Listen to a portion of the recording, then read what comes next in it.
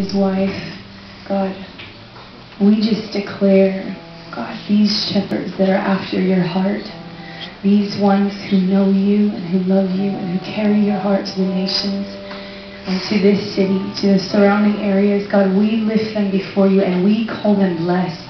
We bless and honor these ones who are laying down their lives to walk in nearness, God, and choosing the cost of nearness, God. Father, I ask that you would extend mercy and grace upon them to fast and to pray. Father, I pray for clarity from heaven concerning how to pray, where to pray. Just clarity, God. God, I pray that their prayers would be like arrows. They're poignant and they're directed and precise.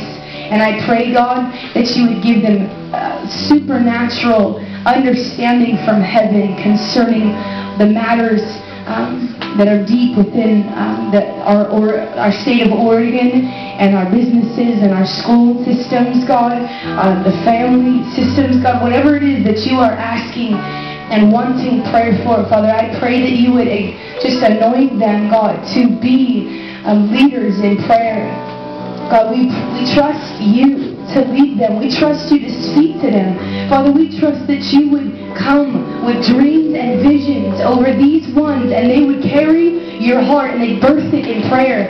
Father, we thank you for the ones that you have to come up around them, to upgird them, to strengthen them, to walk with them. God, we call them forth right now from the north and the south and the east and the west, and we call the intercessors to stand on the wall. We declare that you, God, will be exalted in the state of Oregon, and we just thank you, Father, for the leaders that you've given to us. We honor them and bless them, and we ask, Father, that you release your spirit without measure upon these men. God, I pray that you would keep them humble before you. I pray that you would guard them, and we pray, Father, that you'd set your messengers around them, concerning them, to keep them in Jesus' name.